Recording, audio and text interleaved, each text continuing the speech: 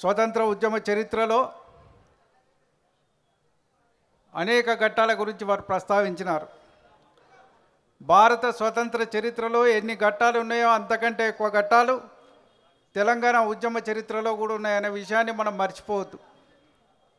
అసలు నమ్మకం విశ్వాసం లేని దగ్గర తెలంగాణ అంటే ప్రజలు అనుమానాస్పదంగా చూపెట్టే కాడ కరీంనగర్లో మొట్టమొదటిసారి బహిరంగ సభ పెట్టి తెలంగాణ జెండాను ఎగరేయడం ఒక ఘట్టమైతే, మరి ఆనాడు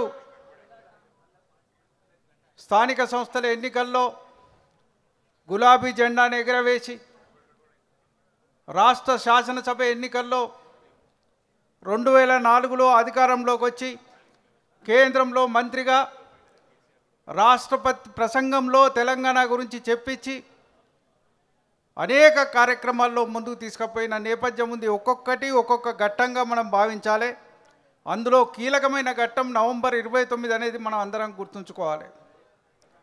ఆనాడు నవంబర్ 29 నాటికి అనేక అంశాలు, మన ఉద్యోగులకు సంబంధించిన అంశాలు, మిగతా అంశాలు తెలంగాణకు అనేక రకాలుగా ఇబ్బంది పడుతున్న నేపథ్యంలో తెలంగాణ సమాజానికి నమ్మకం విశ్వాసం కలగజేయడానికి, కేంద్రం మెడలు వంచడానికి వారు దీక్షకు పూనుకుంటున్న సమయంలో వారిని అరెస్ట్ చేసి ఖమ్మం జైలుకు తరలిస్తే అక్కడి నుంచే ప్రారంభమైంది దీక్ష.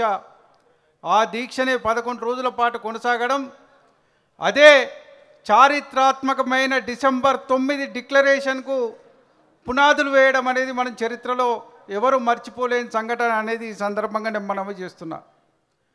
నవంబర్ 29 నాడు వారు దీక్ష చేసిన రోజు తెలంగాణ యావత్తు సమాజం కదిలింది. అనేక మంది ఎమోషనల్గా గురైనారు. ప్రతి ఇంటి ముందట గులాబీ జెండా ఎగిరింది, తెలంగాణ జెండా ఎగిరింది. ఆనాటికి తెలంగాణలో అనేక రకాలుగా మాట్లాడే వాళ్ళు కూడా అరే కేసీఆర్ గారు చేస్తున్న దీక్షకు మద్దతు పలకకపోతే మన తెలంగాణకు భవిష్యత్తు లేదని విశ్వసించి ఆ దీక్షకు సంపూర్ణమైన మద్దతు పలికిన నేపథ్యం మీకు అందరికీ తెలుసు. తెలంగాణ సమాజం ఎన్నో అష్టకష్టాలను చూసింది. పెద్దలు కేసీఆర్ గారు పదే పదే చెప్తారు, రక్తసిక్తమైన తెలంగాణలో గులాబీ జెండా ఎగిరిన తర్వాతనే ఒక అహింసాత్మకమైన పోరాటంతో తెలంగాణ సాధన వైపు అడుగులు వేసినాం. కాబట్టి ఇలా తెలంగాణ ఇట్లా ఉంది. గతంలో ఎట్లా ఉండేనో అందరికీ తెలుసు.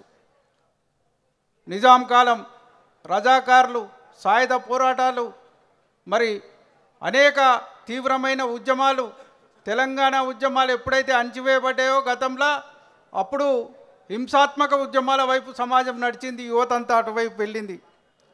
ఎప్పుడైతే తెలంగాణ ఉద్యమం వచ్చిందో యువత తెలంగాణ వైపు మళ్ళీ వచ్చినారు.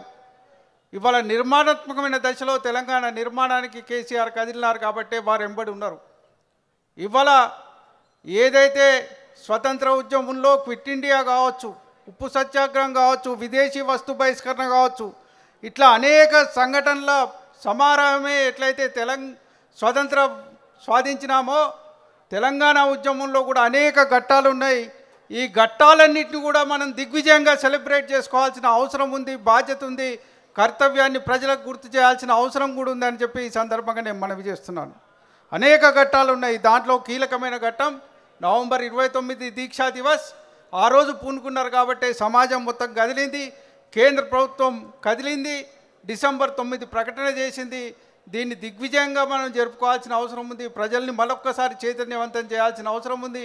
ఏదైతే తెలంగాణ స్ఫూర్తితో మనం సాధించుకున్నామో ఆ సమాజాన్ని ఇప్పుడే అనేక మంది పెద్దలు చెప్పినారు, తెలంగాణకు చీడ పట్టింది, ఆ చీడను తొలగించుకోవాల్సిన అవసరం ఉంది, దానికి వ్యతిరేకంగా పోరాటం చేయాల్సిన అవసరం ఉంది. దానికి దీక్షా దివస్ స్ఫూర్తి మనందరి లోపల ఉండాలని ఈ సందర్భంగా తెలియజేస్తూ ఈ అవకాశం ఇచ్చిన పెద్దలు శ్రీనివాస్ యాదవ్ గారికి ధన్యవాదాలు తెలియజేసుకుంటూ సెలవు తీసుకుంటున్నా. జై తెలంగాణ, జై తెలంగాణ.